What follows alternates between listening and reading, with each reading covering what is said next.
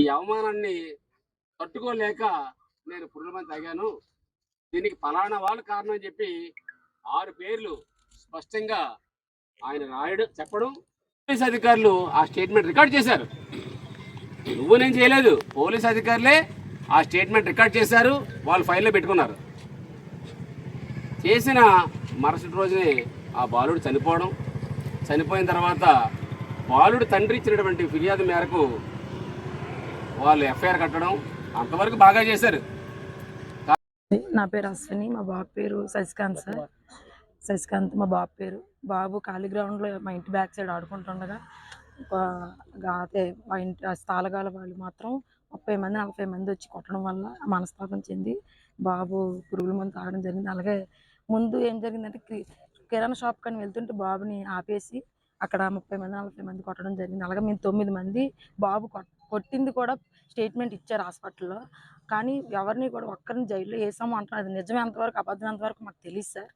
కానీ మాకు ఎలాగైనా న్యాయం జరగాలని మేము ఇక్కడి వరకు ఎస్పీ వరకు సార్ వరకు వచ్చాము. కానీ ఒకటి మాకు న్యాయం అయితే జరగట్లేదు. మళ్ళీ ఇంటికి వచ్చి బేరాలాడి సీఏ గారు ఎస్ఐ గారు కూడా ఇంటికి వచ్చి బేరాలాడి మళ్ళీ స్టేషన్ కూడా పిలిపించి డబ్బులు ఇచ్చేస్తామమ్మా, పిల్లడు రాడు కదా ఇంకా మర్చిపోండి అనే మాటలు కూడా అంటున్నారు సార్. ఇది ఎంతవరకు న్యాయమో మాకు ఏం అర్థం కావట్లేదు. మాకు ఎలాగైనా సరే డబ్బులు వద్దు, కానీ మా బాబుకి ఎలాగైనా న్యాయం జరగాలి, అందరూ కూడా జైల్లోకి వెళ్ళాలి సార్. ఇది మాత్రం మేము కోరుకుంటున్నాం. అదే పరవాడ మండలం తానాం గ్రామానికి చెందినటువంటి రాయుడు శశికాంత్ అనే బాలుడు గత 19వ తారీఖున పురుగుల మందు తాగి ఆత్మహత్యాయత్నానికి ప్రయత్నించాడు. ఆయన చికిత్స నిమిత్తం ఏహెచ్లో జాయిన్ చేసిన తర్వాత పోలీసు వారు వచ్చి బాలుడిని విచారించారు. విచారించిన తర్వాత బాలుడు స్పష్టంగా నేను ఏ పరిస్థితుల్లో ఈ గడ్డి మందు తాగాను, దీనికి కారణం ఎవరనేది ఆయన మరణ వాంగ్మూలంలోనే పోలీసులు చెప్పడం జరిగింది.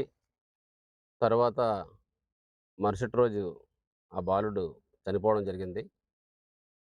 బాలుడు చనిపోయిన తర్వాత ఆ బాలుడు తండ్రి అయినటువంటి రాయుడు శ్రీనివాస్ పరవాడ పోలీసులకి కంప్లైంట్ ఇస్తే పోలీసు వారు ఆ యొక్క కంప్లైంట్పై 9 మంది ముద్దాయిలపై ఎఫ్ఐఆర్ నమోదు చేయడం జరిగింది.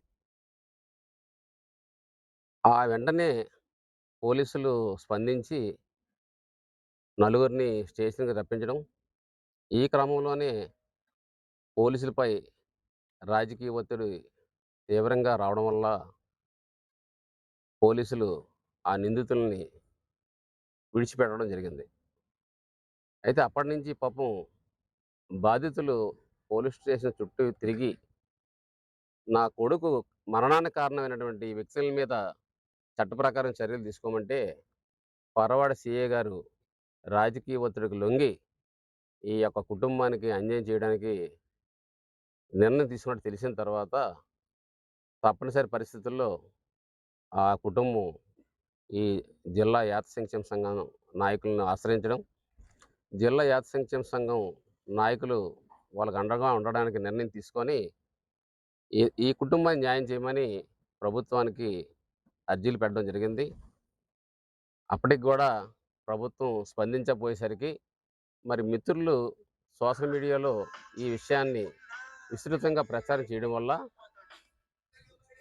జిల్లా అధికారులు స్పందించి ఆ యొక్క నిందితుల్లో ఎవరైతే ఏమని ఉన్నారో ఆయన్ని మొన్న అరెస్ట్ చేసి రిమాండ్ తరలించారు.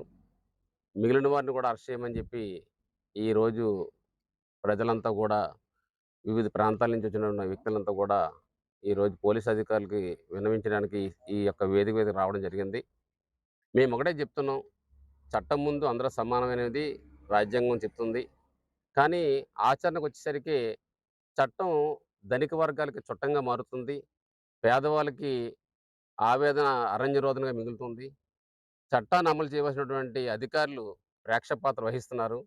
రాజకీయ ఒత్తిడికి లొంగిపోయి వాళ్ళ యొక్క సీట్లు ఎక్కడ కదులుతాయనే యొక్క భయంతోటి రాజకీయ నాయకులు ఒత్తిడికి లోనైపోతున్నారు. తద్వారా పేదలకి, అణగారిన వర్గాలకి తీరని అన్యాయం జరుగుతుంది. ఈ ప్రజాస్వామ్యంలో అందరినీ సమానంగా చూడవలసినటువంటి ప్రభుత్వ అధికారులు ఏకపక్షంగా ఒక వర్గానికే కొమ్ము కాయడం అది దుర్మార్గం. కాబట్టి పోలీసు అధికారులు వాళ్ళ వైఖరి మార్చుకోవాలి. న్యాయం కోసం పోరాటం చేయడానికి ఇంతమంది జనం వివిధ ప్రాంతాల నుంచి వచ్చి ఈరోజు మండుటెండలో వాళ్ళ యొక్క నినాదాలతో ఈరోజు అధికారులను కలిశారు. మరి ఇప్పటికైనా న్యాయం జరుగుతుందని ఒక ఆశిద్దాం. ఇప్పటికీ జరగకపోతే మాత్రం దశలవారీ పోరాటం చేయాలని చెప్పి నాయకులందరూ కూడా సూచనలు ఇస్తున్నారు. మరి అవసరమైతే నెక్స్ట్ స్టెప్ డీఐజీ చలో డీఐజీ ప్రోగ్రాం పెట్టడానికి కూడా ఆలోచిస్తున్నాం. తర్వాత కూడా నాయకులందరూ సహకరిస్తే మేము అమరావతి కూడా మా ఉద్యమాన్ని తీసుకువెళ్ళడానికి నిశ్చయించుకుంటామని చెప్పి మీ అందరూ కూడా విజ్ఞప్తి చేస్తూ సెలవు తీసుకుంటున్నాను.